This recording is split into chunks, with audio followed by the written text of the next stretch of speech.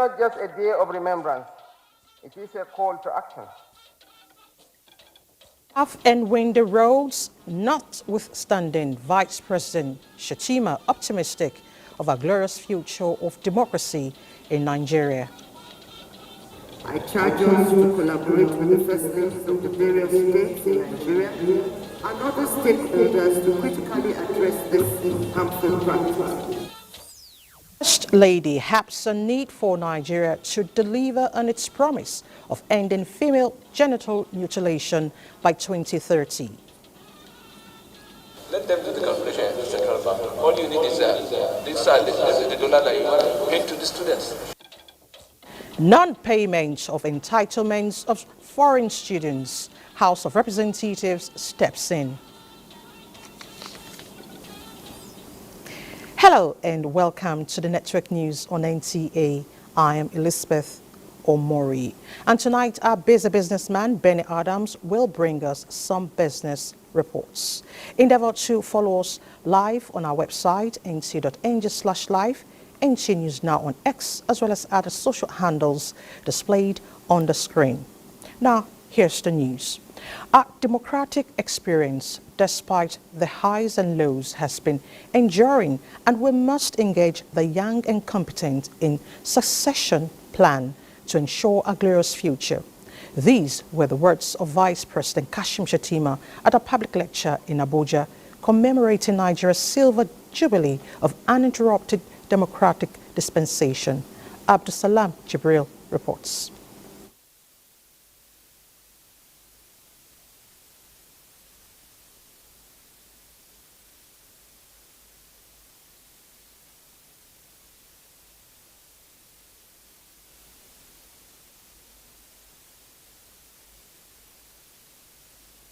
Nigeria, the Fourth Republic.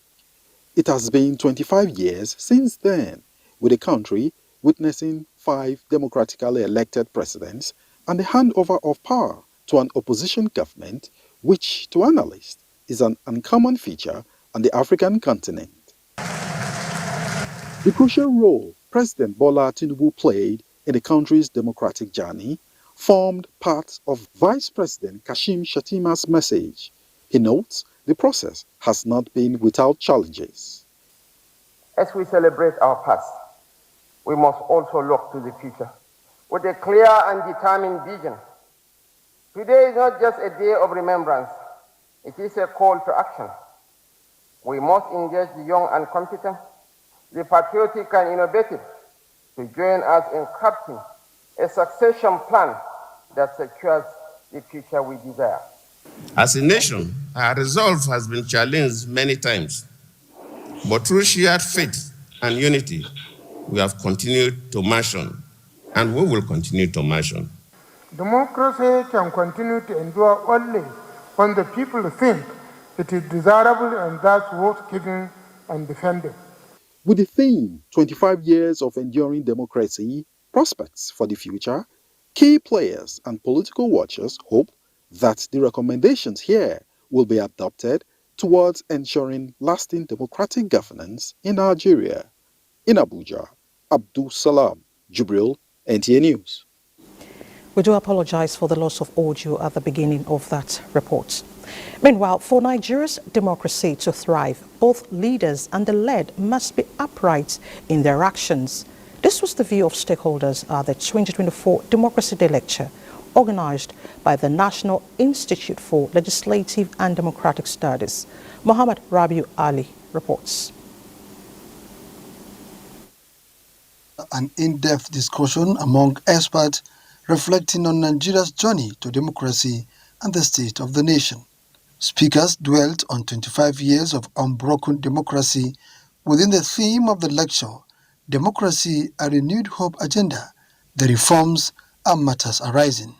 Due to these challenges, Nigeria placed a lot of expectations on the renewed hope agenda of the current administration to enhance unity and resolve these penny economic challenges. We have voted for people we wanted.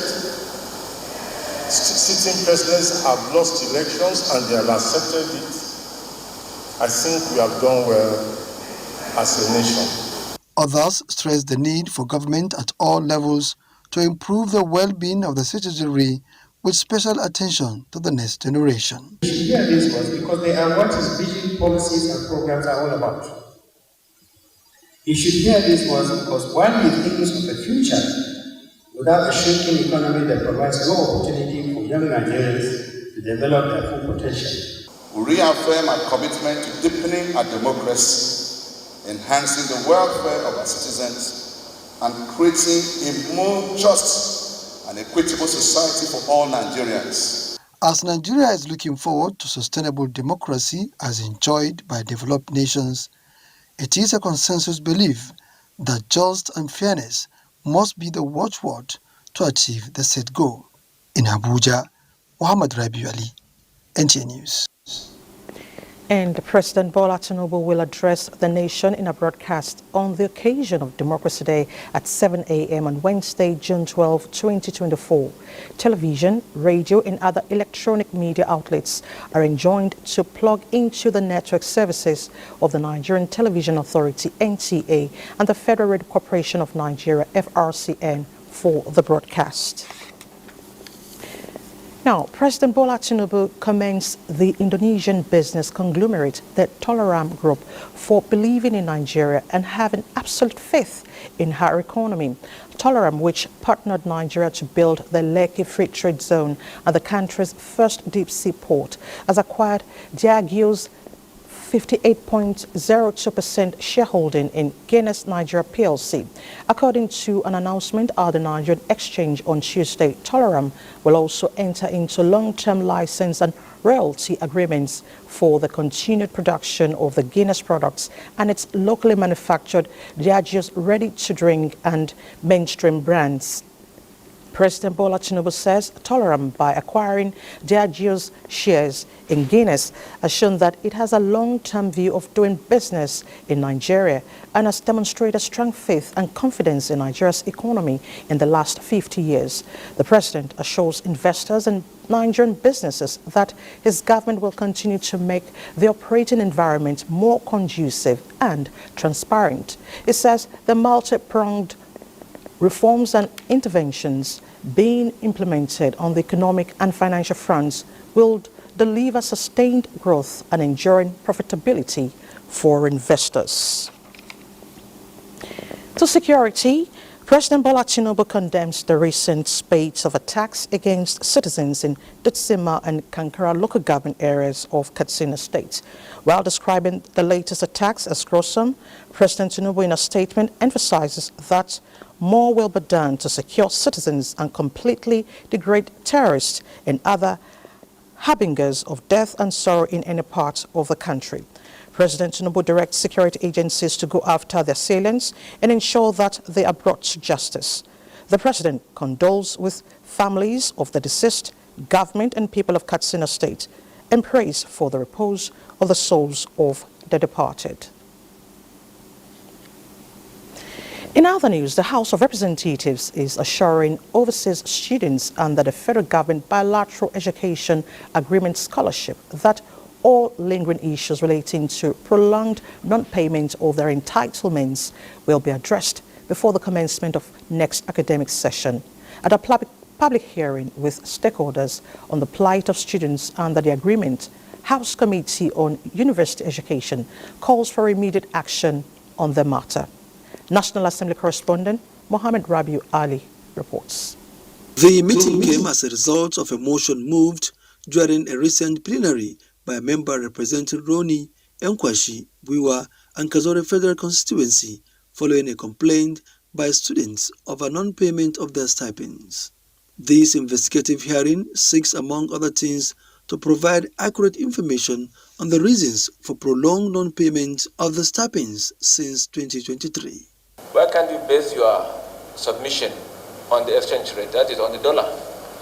Since you are going to pay them in dollar anyway, let them do the calculation at the central bank. All you need is this is the dollar that you want paid to the students. Responding to issues raised by members of the committee, Permanent Secretary, Federal Ministry of Education, alongside Director Federal Scholarships Board, says the present challenge emanated from the fiscal year 2023.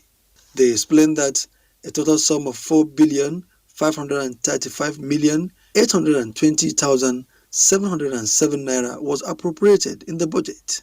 But regrettably, the exchange rate differentials caused shortfalls in funding their awards. I realize that even this 2024 is not going to be enough. We will still run into the same problem we ran in 2023. As it is, even the official one, forget about the parallel market now, the official one is behaving like a moving target. You cannot base your calculation even on the official exchange rate. Therefore, for our report, I would advise that you give us a realistic figure. The committee therefore resolved to ask the Minister of Finance, Auditor General of the Federation, and the Ministry to appear before its next sitting with a view to having a lasting solution. From the National Assembly, Muhammad Rabiu Ali, NTA News. Now, the federal government has declared Wednesday, 12th of June 2024 as public holiday to commemorate this year's Democracy Day. Minister of Interior Olubunmi Tunjojo, who made the declaration on behalf of the federal government, congratulates Nigerians on the occasion. He reiterates President Bola Tinubu's commitment to positive reforms to revive the nation's economy and enhance security. The minister calls on Nigerians and friends of Nigeria to appreciate the progress that has been made and look forward to a better future for the nation's democracy. You're watching the Network News on NTA. Time to take a breather. The news continues shortly. Thanks for staying with us. Senate passes statutory budget of the Niger Delta Development Commission amounting to 1.911 trillion naira. National Assembly correspondent Lami Ali reports on this and other considerations at plenary. The budget is for development purposes in the 9 beneficiary states of the Niger Delta covered by the NDDC Act. A breakdown shows legacy projects funded by borrowing taking 1 trillion naira. 835 billion naira goes to development projects. I commend the present management of NDC for now being focused, channeling the money to projects that are really meaningful and dedicated to development of the area. Total revenue, 1,911,844,833,046 naira. Is hereby approved and passed. Senate also adopted the report of the Conference Committee on the Southeast Development Commission. Membership of the Commission should be subject to the confirmation of the Senate, to the exclusive jurisdiction of the Senate for confirmation. The Senate version was adopted. 5 bills passed first reading, among which is the bill that seeks the establishment of a trust fund for victims of banditry and kidnapping. Senate adjourns plenary to Tuesday, July 2nd, 2024. Meanwhile, President of the Senate, Godswill Akpabio, has expressed the readiness of the Tinubu administration to ensure the completion of the Mambila Power Project. This, the President of the Senate said, will increase electricity generation by 3,000 megawatts. It was during an interaction with Chinese investors led by the Minister of State Steel Development, Obame Gari Ahmadu. Under this president, the Mambila Hydro Project should become a reality. This has been on the drawing board for a very, very long time. Senator Akpabio stated the commitments of government in partnering with investors to enhance job creation. From the National Assembly, Lami Ali, NTA News. Meanwhile, the House of Representatives has passed for second reading a bill seeking to amend the Electoral Act to criminalize the failure of a presiding officer to deduct excess votes in a polling unit during an election. The bill, sponsored by Representative Hassan Fulata of Jigawa State, has been referred to the House Committee on Electoral Matters for further legislative action. National Assembly correspondent Mitari Ikme reports on this and other plenary resolutions. The bill proposes an amendment of Section 51, subsection 2 of the Electoral Act to compel a presiding officer to deduct the number of excess votes across all political parties in a polling unit where overvoting is recorded. And the presiding officer shall be prosecuted in accordance with the provisions of Section 145 of this Act, and if found guilty, shall be sentenced to a period of 6 months imprisonment or a fine of 2 million, or both. If this bill is supported by all of us, God's willing will enhance and strengthen the electoral process.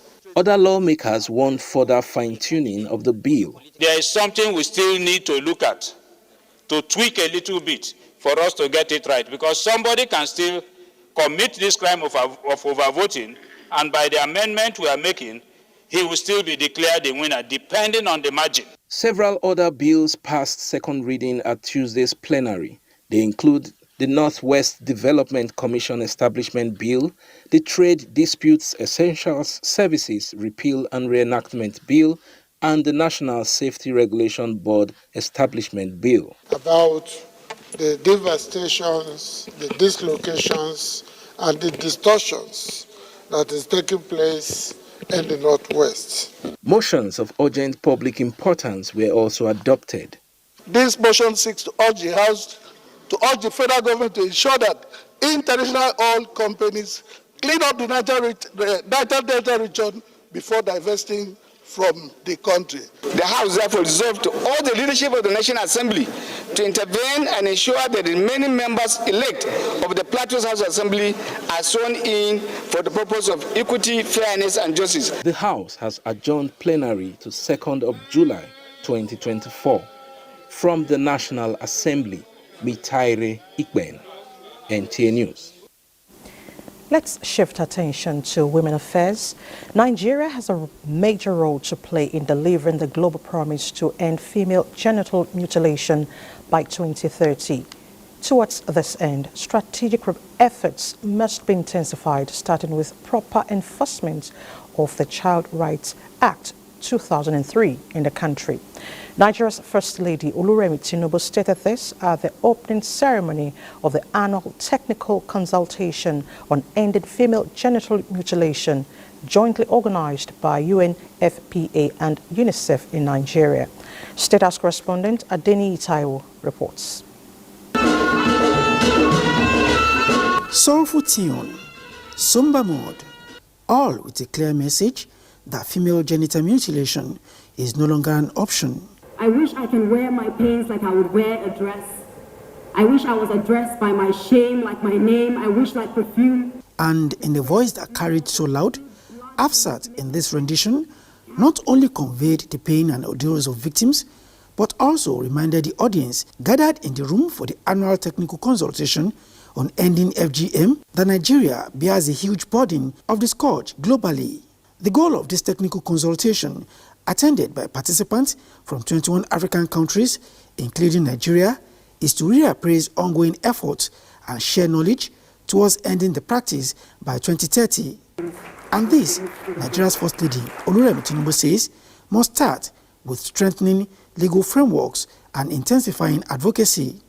I charge us to collaborate with the First Ladies of the various states in Nigeria and other stakeholders to critically address this harmful practice. This collaboration will help mobilize resources, share best practices, and create a sustainable movement against gender-based violence and female genital mutilation. Nigeria's Vice President Kashim Shettima, represented, says all stakeholders must work to ensure that the girl child is not denied the protection provided for her by the Nigerian Constitution. We must establish more centers that offer medical care, psychological support, and legal assistance to survivors of FGM. We recognize that success requires coordinated support, commitment of our valuable partners at the global regional and national level. With about 230 million women and girls already under the crude knife of FGM across the globe, the United Nations is keen about providing support for victims. It's a collective responsibility, one that unites us across continents and cultures. Together, we can create a world where FGM is eliminated. Gender equality prevails. In the next 3 days, these experts hope to come up with new propositions that will help the world, particularly Africa, find a balance between culture and reality where it concerns women and their sexual health. In Abuja, Adeniyi Taiwo, NTA News. To other national issues, senior citizens and patriots and the various shields in Nigeria have appealed to the organized labor to negotiate minimum wage that is feasible and sustainable. The group of accomplished Nigerians says the consequences of implementing the labor proposal of a new wage for workers will lead to uncontrollable inflation rates and affect the performance of other critical sectors. By advocating a wage increase that is not financially viable, they risk inciting chaos and anarchy, which could undermine our hard-earned democracy, potentially crippling the nation's economy and disproportionately affecting the most vulnerable citizens of Nigeria. Such a wage hike will likely lead to severe inflation, increased unemployment, decreased productivity, and greater economic hardship. As it feels the pain of Nigerian workers, but urges them to be rational in pushing the demand for the new minimum wage.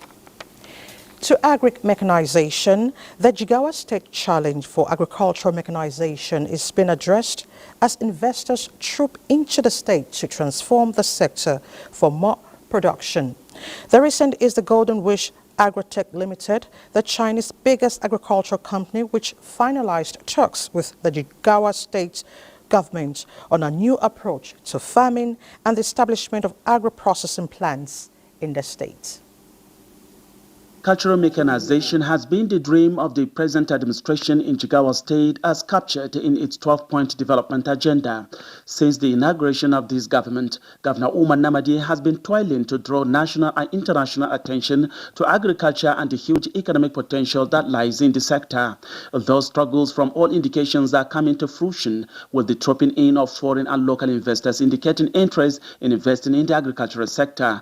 The most recent in the series is one of the Chinese biggest agrotech companies that is now in talks with the state government on hybrid rice production and the establishment of an agro-processing companies in the state. We have the confidence and we will bring more investors into agricultural project, excepting that sesame seed, even groundnut and hybrid seed, hybrid rice for maize and soya beans.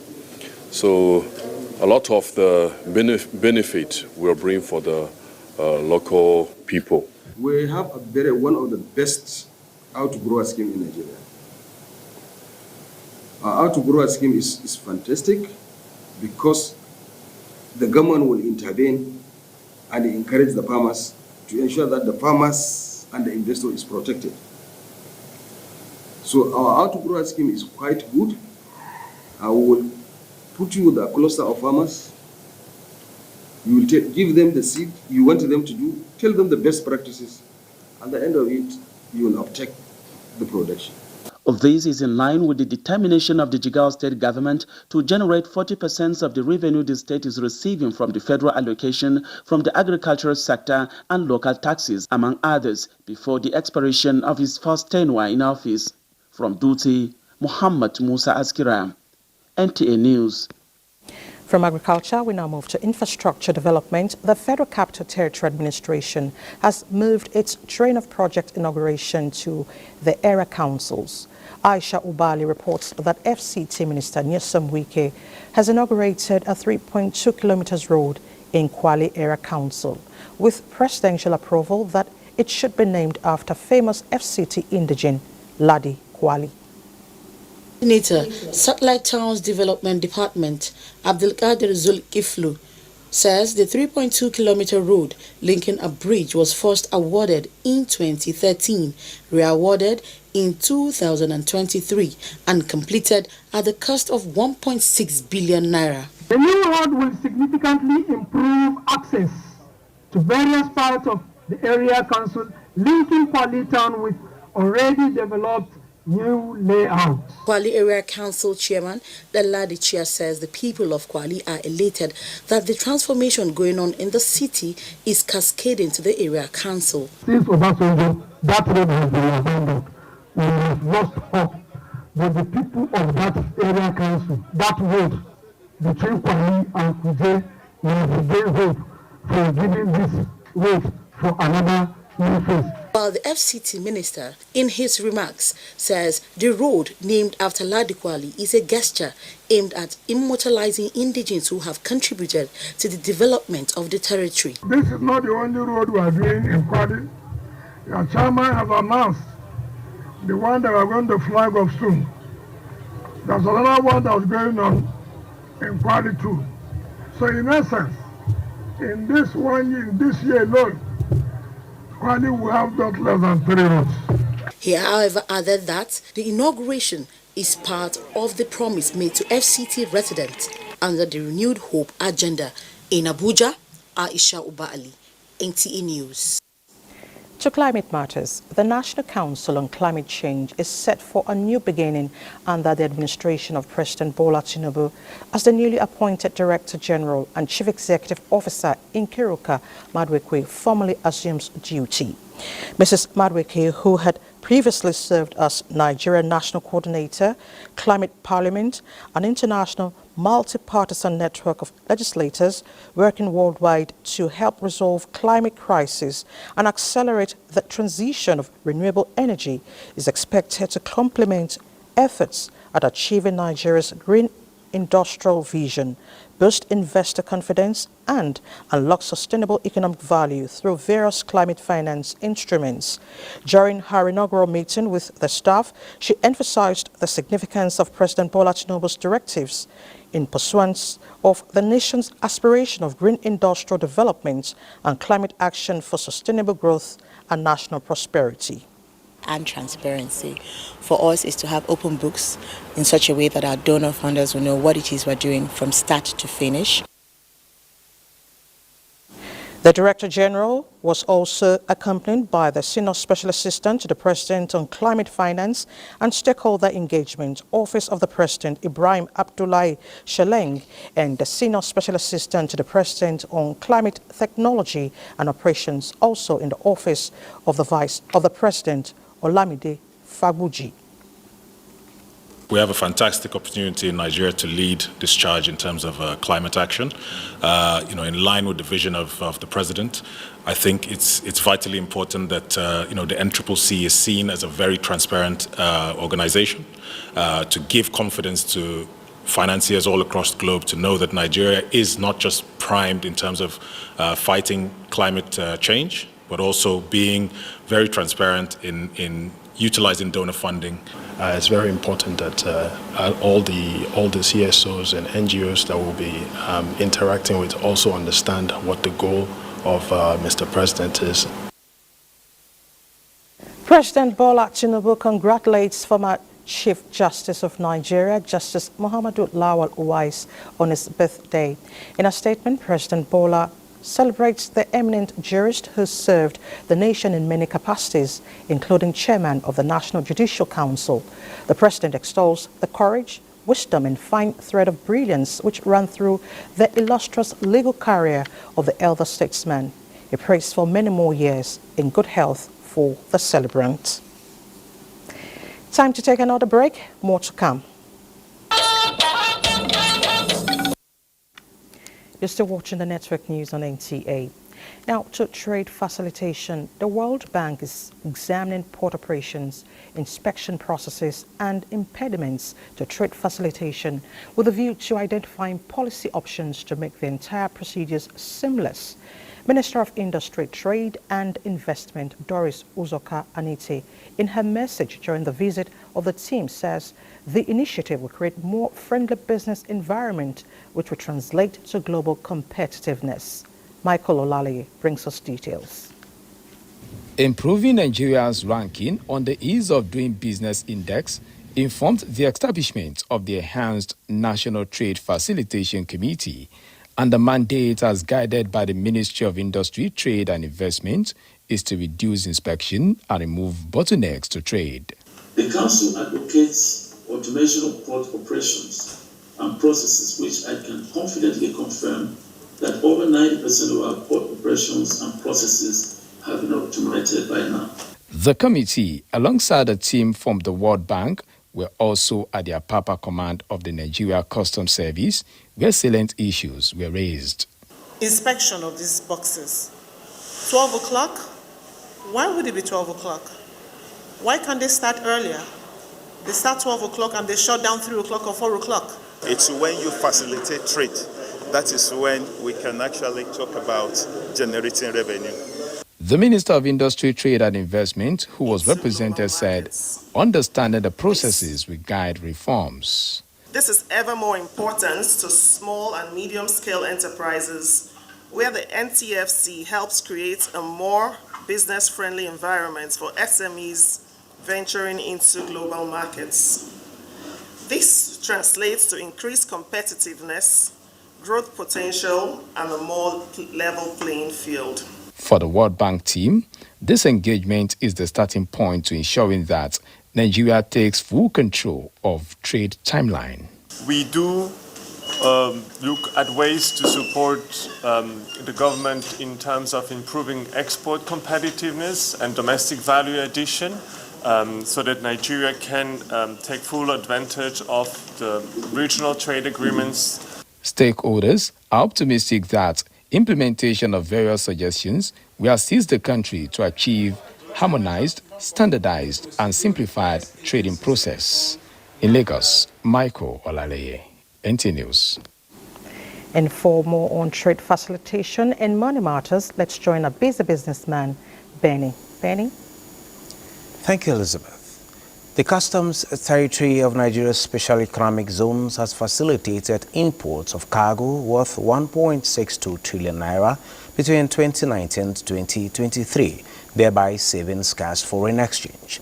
This revelation came to the fore as the Senate Committee on Industry, Trade and Investment visits the Nigerian Export Processing Zones Authority, NEBZA. NEBZA also revealed that the free trade zones have attracted foreign direct investment and local direct investment worth $491.8 million, in addition to remittances to the Federation account, as at October stands at 11.11 trillion naira, while transfers to Consolidated Revenue Fund at 5.73 billion naira. For the senators, more can be achieved. Well, I'm very happy. I'm happy with the agency. There's still more work to be done. We have a new management. I can see the staff are passionate with what they do. They need support, but we'll challenge them more, we'll oversight them more, we'll look at their activities into details to be sure that Nigerian people resources are being utilized in the best of form in the interest of the country. And in the last few months, we have brought in a couple of billions of dollars of investment coming into our zones that we have licensed here at NEBZA. We do insist that the community that they are based in, that they do some work in that community regarding health, education, employment of the local staff. So these are all the things that's part of the incentives we give and what we expect in return. And talking about incentives, the Association of Capital Market Academics of Nigeria say with the introduction of new asset classes and new platforms leading to overall improvement in market structure and infrastructure, the Nigerian capital market has remained resilient, to a large extent competitive. This is as the association, led by its president, Professor Uche Walike, is collaborating with the new management of the Securities and Exchange Commission. Agman says issues of unclaimed dividends, Ponzi schemes, the relatively high cost of transactions and lengthy time to market are issues that need attention. The association is of the view that the new SEC management team, in collaboration with market operators, should leverage blockchain technology to advance the frontiers of capital markets in Nigeria. This is in addition to a proposal for SEC to champion quick introduction of capital market studies in Nigerian schools, considering reviving also quiz competitions towards boosting market literacy. For the Director General of SEC, Dr. Emomutimi Agama, deepening the capital market and attracting more young people through blockchain technology is another way to increasing capital investment. And a quick one to the Nigerian capital market. A transaction today, investors lost 92.32 billion naira as the old share index declined by 0.16% to close at 99,630.51 basis points. A total of 848.9 million shares in 8,064 deals corresponding to a market value of 16.551 billion naira were traded. Today's data shows a 12% decline in volume, 23% improvement in turnover, but 7% decline in deals. The current market capitalization is 56.4 trillion naira. On the aggregate, 125 listed equities participated in trading, ending with 29 gainers and 19 losers. Fidelity Bank recorded the highest volume of traded shares, followed by Nigerian breweries and Zenith Bank. Well, that is business news. Elizabeth, nice doing business with you. Always spinning. Thank you. The Niger Police Force has presented checks to 568 next of kin of officers and men who died in active service. Inspector General of Police Kayode Egbetokun at the presentation in Abuja says the package is under the Group Life Assurance and IGP Family Welfare Scheme. Francis Form brings us details. It is another sober moment in the force. The presentation of checks to the families of deceased officers and men who paid the supreme price in active service, with 568 beneficiaries. We know that no amount of money can reverse your loss, but we hope that this check presentation today will go a long way toward alleviating some of the financial burdens you bear. And for the number one police officer, the loss of any officer reverberates as a profound tragedy, not only within their families, but throughout the entire police force and Nigeria at large. We extend our deepest empathy. Your loved ones were not just officers. They were heroes who dedicated their lives to the service of our nation. While we can never fully repay the debt of gratitude we owe them, through these initiatives, we seek to honor their memory and provide some relief to you, their families. I must reiterate that the welfare of police officers remains paramount to this administration. This presentation marks the third in the year 2024 and the sixth in the series under the current police administration, with checks totaling about 9.8 billion naira disbursed to 3,077 families. Francis from NTA News. The 2024 Grand Hajj Symposium has been held in Makkah, Saudi Arabia, heralding the commencement of this year's Hajj rites. A representative from the Supreme Council for Islamic Affairs in Nigeria was amongst scholars from across selected countries of the world that made presentations at the event. Correspondent Jamilu Ibrahim was there for NTA News. The Grand Hajj Symposium is a cultural and scientific meeting held annually in Mecca, Saudi Arabia, during the Hajj season since 1977. The symposium is organized by the Saudi Ministry of Hajj and Umrah Affairs with the participation of scholars, intellectuals, and writers of the Islamic world. This is the 48th edition of the symposium, heralded the commencement of the 2024 Hajj rites proper. The symposium, with the theme Observing Sharia Permissions and Adherence to the Regulations of the Hajj rites, holds 500 participants, including the Grand Mufti of the Kingdom of Saudi Arabia and some other scholars from the Islamic world, with the sole aim of unifying and improving efforts in educating the pilgrims about various aspects of facilitating the performance of the Hajj rituals. The Nigerian Supreme Council for Islamic Affairs was represented at this year's symposium by Rasaki Oladijo, whose presentation centered on reliefs offered by Islam in the observance of religious rites. Qasr is the shortening of the 4 rakats prayers of Zuhr, Asr, and Isha into 2 rakats. And then those who are in Hajj now, they are like travelers, musafirun. So they too automatically qualify to enjoy this privilege. It informs us of how we can really manage our pilgrims without any issue. The annual Grand Hajj Symposium has so far produced more than 200 scientific research papers, with more than 1,000 speakers from more than 60 countries that have so far participated in different editions of the symposium.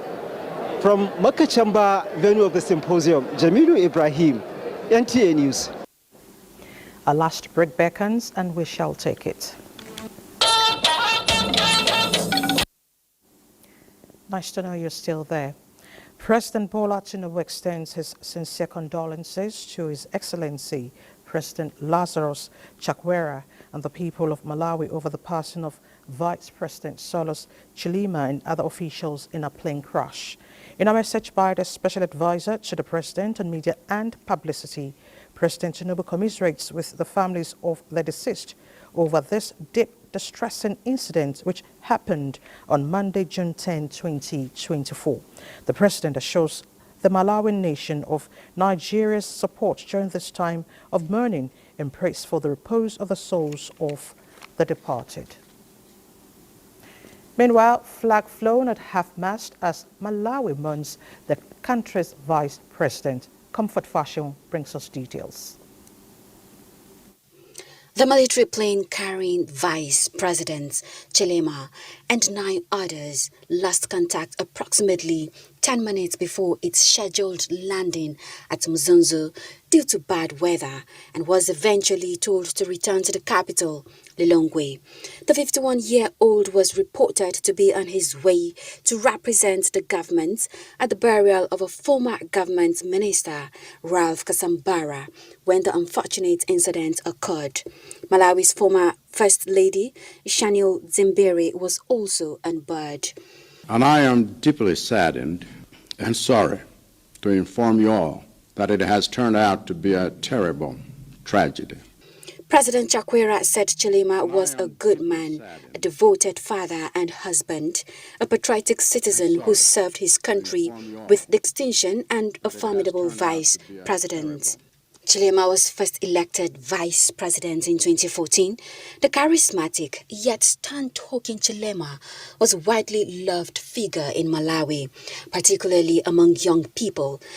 Comforts Fashion, NTA News.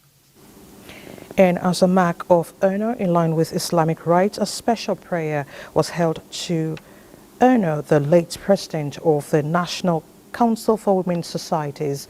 Momsodemian data reports that First Lady of Nigeria, Oluremi Tinubu, was represented by the wife of the Vice President, Nana Kashim Shettima, at the prayer session. From all walks of life, but in sober mood, are women trooping into the NCWS National Secretariat, Abuja. The reality of the demise of their president setting in, what is left, memories to be cherished. I'm standing in to represent the Grand Patron of NCWS, Her Excellency Senator Mrs. Oluremi Tinubu, CON, Hajia Lami Lau Adamu. She has contributed her bit positively toward impacting and promoting, protecting, and projecting the image of our women across the nation. With heavy heart, I am saying farewell to our mother and sister, and I plead with everyone, let's emulate the good character she had, then drop those you don't like. Lami was a very committed president to see the upliftment of Nigerian women, full of zeal. Special prayers are offered on behalf of the deceased, who has since been buried in Taraba State according to Islamic injunctions. Mamso Damien Lati, NTA News. And that's the news. Thank you so much for your time. I'm Elizabeth Omori.